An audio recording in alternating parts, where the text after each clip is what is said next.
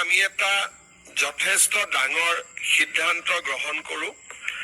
আপোনালোকে জানে যে ইমান দিনে NPS, OPS ৰাজ্য চৰকাৰৰ কৰ্মচাৰীসকলৰ বাবে এটা আলোচনাৰ বিষয়বস্তু আছিলে।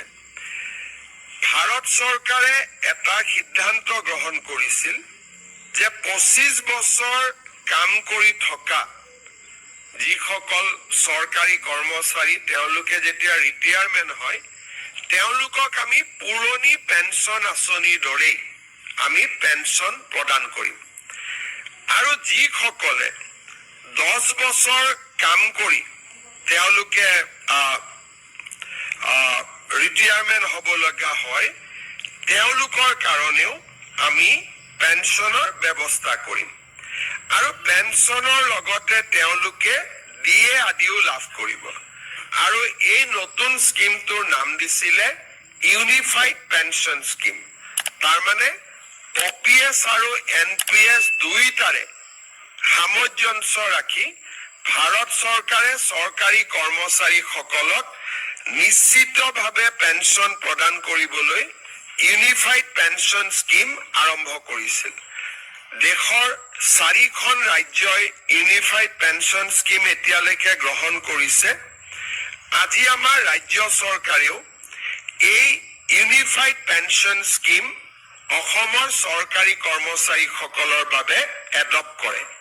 ইয়াৰ ফলত ৰাজ্যত বহু দিনৰ পৰা চলি থকা NPS আৰু OPSৰ বিতৰ্ক সামৰণি পৰিব। যিসকলে NPSত থাকিব খোজে, বিশেষকৈ যিসকল ডেকা ল'ৰা নতুনকৈ নিযুক্তি হৈছে তেওঁলোকে NPSতে বেনিফিট বেছিকৈ পাব UPSতকৈও। কিন্তু আমি দুইটা অপশ্যন তেওঁলোকৰ বাবে খুলি দিছো যে তেওঁলোকে নিজে বিচাৰিলে NPSতো থাকিব পাৰিব বা তেওঁলোকে UPSতো যাব পাৰিব। UPSলৈকে যোৱা মানে তেওঁলোকে নিশ্চিত পেঞ্চন OPSৰ লোকসকলে যেনেকে পাই আছিলে অল্ড পেঞ্চন স্কিমৰ, UPSত গ'লে তেওঁলোকে নিশ্চিতভাৱে পেঞ্চন লাভ কৰি থাকিব। আজি এই আঁচনিখন ৰাজ্য চৰকাৰৰ কেবিনেটে গ্ৰহণ কৰে আৰু এবছৰৰ ভিতৰত কৰ্মচাৰীসকলে সিদ্ধান্ত ল'ব পাৰিব যে আমি NPSত থাকিম নে আমি UPSলৈকে যাম। ইয়াৰ ফলত ৰাজ্যত চলি থকা বা দেশত চলি থকা এটা বহুদিনীয়া বিতৰ্কৰ সামৰণি পৰিব বুলি আমি আশা কৰিছো। আজি কেবিনেটত কেইটামান আৰু গুৰুত্বপূৰ্ণ আমি সিদ্ধান্ত লৈছো। এটা হৈছে ধুবুৰী আৰু সাউথ চালমাৰা জিলাত আৰু লগতে অসমৰ চৰ অঞ্চলত কাম কৰি থকা যিখিনি আমাৰ ছোৱালী শিক্ষয়িত্ৰী আছে তেওঁলোকক আমি গৃহ জিলালৈকে ট্ৰান্সফাৰ কৰাৰ বা গৃহ জিলাৰ সমীপৰ এখন জিলালৈকে ট্ৰান্সফাৰ কৰাৰ কাৰণে আমি সিদ্ধান্ত লৈছো। তাৰমানে সাউথ চালমাৰা, ধুবুৰী বা চৰ অঞ্চলত যিসকল ছোৱালী শিক্ষয়িত্ৰী কাম কৰি আছিলে 5 বছৰ চাকৰি সম্পূৰ্ণ হৈছে। আগতে আছিলে যে 10 বছৰ হ'ব লাগিব, তাতো পোষ্ট থাকিব লাগিব।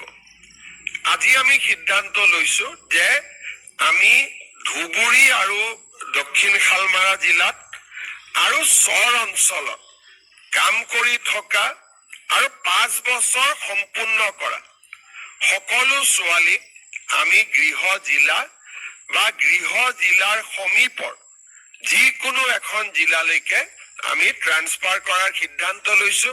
কোনোবা যদি ডিব্ৰুগড়ৰ ছোৱালী কাম কৰি আছে, ডিব্ৰুগড়লৈকে যদি পোষ্ট নাই আমি তিনচুকীয়া, শিৱসাগৰ বা ধেমাজিত দিম। যদি কামৰূপ জিলাৰ সন্তান সাউথ চালমাৰাত কাম কৰি আছে আমি কামৰূপ জিলাত দিব নোৱাৰিলেও মৰিগাঁও, নলবাৰী আমি ইয়াত দিয়াৰ কাৰণে চেষ্টা কৰিম। ই এটা ছোৱালী শিক্ষয়িত্ৰীৰ কাৰণে এটা বহুত ডাঙৰ সকাহ হিচাপে পৰিগণিত হ'ব বুলি আমি আশা কৰিছো। ৰাজ্য চৰকাৰৰ কেবিনেটে আজি আৰু এটা সিদ্ধান্ত লৈছে। কেইদিনমান আগতে আমি সৰ্বশিক্ষা অভিযানত কাম কৰি থকা আৰু 5 বছৰ পূৰ্ণ হোৱা শিক্ষকসকলক চৰকাৰী শিক্ষক হোৱাৰ সুবিধা দিছিলো। কিন্তু 5 বছৰৰ অপশ্যনটো থকা কাৰণে বহুবিলাক শিক্ষকে এই স্পেচিয়েল ৰিক্ৰুটমেণ্ট ড্ৰাইভৰ সুবিধা ল'ব পৰা নাছিলে। তেওঁলোকে আমাক আবেদন কৰিছিলে। এতিয়া 5 বছৰটো আমি 3 বছৰলৈকে কমাই দিছো। সৰ্বশিক্ষা অভিযানত 3 বছৰ কাম কৰিলেও তেওঁলোকক আমি সৰ্বশিক্ষাৰ পৰিৱৰ্তে চৰকাৰী শিক্ষক হিচাপে আমি পুনৰ তেওঁলোকক নিযুক্তি দিয়াৰ ব্যৱস্থা কৰিম। এই দুইটা আমাৰ শিক্ষক শিক্ষয়িত্ৰীসকলৰ বহুদিনীয়া ৰিকুৱেষ্ট আছিলে। আজি দুইটা ৰিকুৱেষ্ট আমাৰ কেবিনেটে গ্ৰহণ কৰে আৰু আমাৰ এই সিদ্ধান্তই তেওঁলোকৰ বহুদিনীয়া এটা ৰিকুৱেষ্ট বা দাবী পূৰ্ণ হ'ব বুলি আমি আশা কৰিছো। আজি আমাৰ কেবিনেটে অসমৰ বিভিন্ন বিভাগত কাম কৰি থকা 1231 জন আৰু অসম সচিবালয়ত কাম কৰি থকা 99 গৰাকী কেজুৱেল ফিক্স পে এমপ্লয়িজক বিভিন্ন ধৰণে সহায় কৰাৰ বাবে সিদ্ধান্ত গ্ৰহণ কৰিছে। ৰাজ্যত মিনিমাম যিটো 1231 গৰাকী মাষ্টাৰ ৰোল কেজুৱেল আৰু ফিক্স পে ৱৰ্কাৰ আছে, এতিয়াৰ পৰা আমি তেওঁলোকক মিনিমাম পে স্কেল প্ৰদান কৰিম। এই সিদ্ধান্তটো আজি কেবিনেটে গ্ৰহণ কৰে। আনহাতে আমাৰ অসম সচিবালয়ত কৰ্মৰত 99 গৰাকী ফিক্স পে ষ্টাফক আজি আমি তেওঁলোকৰ দৰমহা বৰ্তমান তেওঁলোকে 9,000 পায়। আমি 9,000ৰ পৰা 16,400 টকালৈকে বৃদ্ধি কৰিছো। আপোনালোকে জানে যে অহাকালি আমাৰ সমগ্ৰ ৰাজ্যতে অৰুণোদয় আঁচনিৰ 3য় সংস্কৰণ শুভাৰম্ভ হ'ব। ৰাজ্যৰ 30 লাখ লোকে এই অৰুণোদয় আঁচনিৰ ধন কালিৰে পৰা পাবৰ বাবে আৰম্ভ হ'ব। অৱশ্যে BTCৰ চিলেকশ্যনৰ প্ৰক্ৰিয়া এতিয়াও চলি আছে। সেইবাবে BTCৰ হিতাধিকাৰীসকলক পুঁজি দিওঁতে আৰু কিছু পলম হ'ব।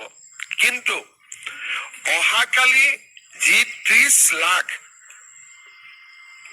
আই মাতৃয়ে অৰুণোদয় আঁচনি লাভ কৰিব, এই অৰুণোদয় আঁচনিত আমি আৰু এটা নতুন সংশোধনী আনিছো।